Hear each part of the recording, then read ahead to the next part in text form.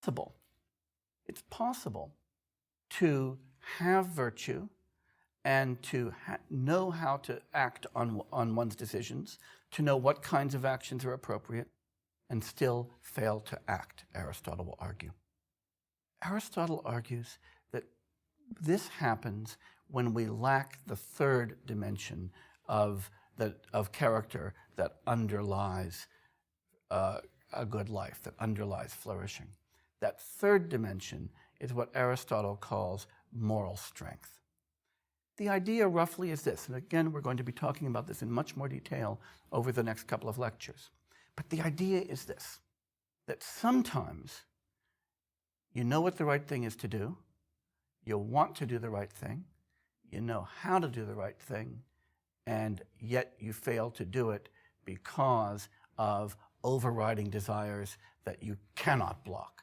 Remember again the Gita's idea that we need to free ourselves from the grip of desire in order to choose and in order to have genuine freedom. Aristotle's got that idea too.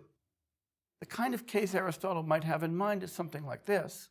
You might be somebody who is very courageous, who knows how to save lives, who sees somebody who is in distress in the surf. You're a good swimmer, you know how to do that, but there's somebody selling chocolate ice cream just down the beach, and you really love chocolate ice cream. And even though you know that what you want to do and ought to do is save the drowning child, the pull of the chocolate is just too strong, and moral weakness overcomes you, and you buy the chocolate ice cream and let the kid drown. I hope this isn't you. But anyway, you can imagine the phenomenon. You can imagine the phenomenon much less dramatically if you're somebody who really wants to lose weight, really knows that the chocolate ice cream is not a good idea. You know how to forego the chocolate ice cream, but somehow the hand reaches out and grabs it. That's the kind of moral weakness that Aristotle is worried about. And Aristotle will argue that flourishing, eudaimonia, therefore requires not only virtue, not only practical wisdom, but also moral strength. So it's this three-dimensional account of character that will be very distinctive of Aristotle.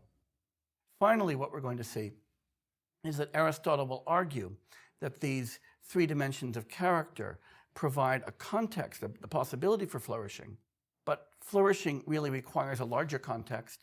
It requires a context in which we have external goods, not only material goods for Aristotle, you know, food, housing, a stable society, and so forth, but more important, Aristotle is going to argue that we need friendship. And so there will be a sustained discussion of friendship in Aristotle's ethics as a central component of the meaningful life. As I said, we're not going to find in Aristotle's text beautiful poetry. So you're going to have to put that kind of expectation aside if you've developed it after the Gita. But what you are going to find is some gorgeous, tight, close, careful philosophical argument that represents beauty of a different kind and urges us to read in a slightly different way, a way that's kind of more analytical, and to find beauty in the abstract rather than in the beautiful prose. So, Aristotle's going to begin by talking a bit about virtue, and he does that by asking the question, what is the highest good? As I promised, he's going to argue for each claim.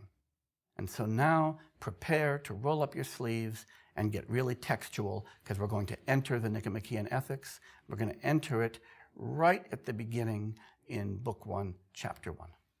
So Aristotle begins, every art or applied science, and every systematic investigation, and similarly every action and choice, seems to aim at some good. The good, therefore, has been well defined as that at which all things aim. So Aristotle begins almost definitionally, just telling us we're going to think of whatever is good, good life, good dog, good whatever, as that at which something aims. But what we care about is not just goodness in knives or goodness in dogs. We care about the good for a human being, and that's going to be that at which all things aim.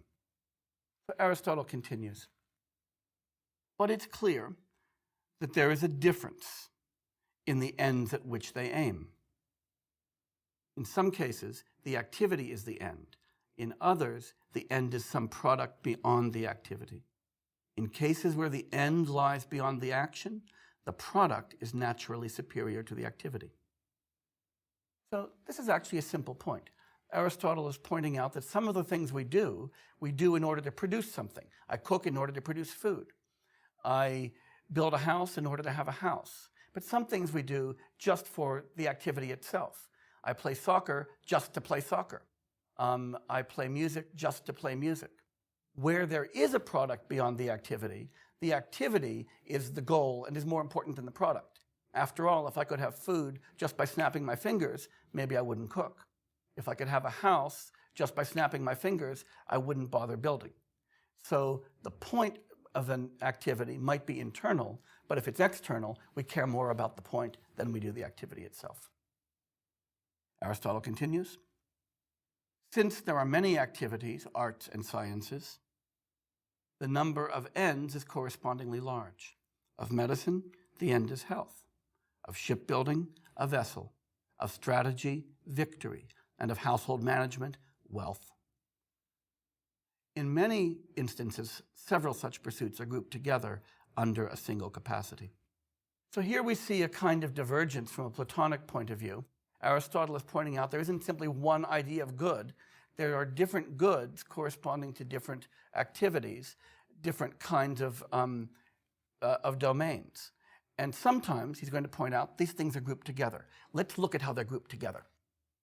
Aristotle writes, the art of bridle making, for example, that's an important art, and everything else equestrian are grouped together under horsemanship.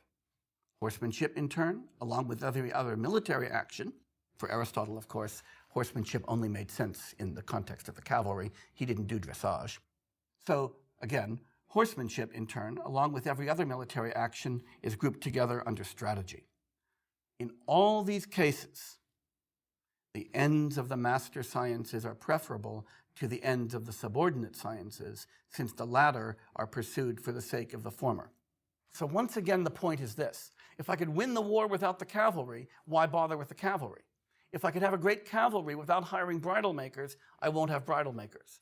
But the point of bridle making is to get my horses to work. And the point of my horses is to win the war. And the point of winning the war is, well, you get the idea.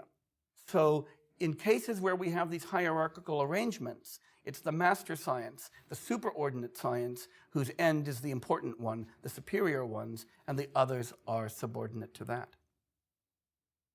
But the question then is this: what's the highest good? Aristotle points out that on pain of infinite regress, this hierarchy can't go on forever. It can't be that everything is only good for something else.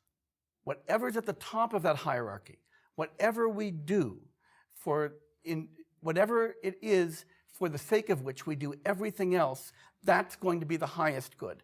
That's the one that Aristotle's after. Where we find ourselves now is that halfway through the first major argument in the Nicomachean Ethics, Aristotle has argued that activities are done for goods, that the goods are the point of the activities, and that many of our activities, much of our life, is organized hierarchically. It's got to be that there's a highest good, or everything that we do is in the end pointless. There's no answer to the question, why do we live in the first place? But we don't yet know what that is. We know that there must be such a highest good.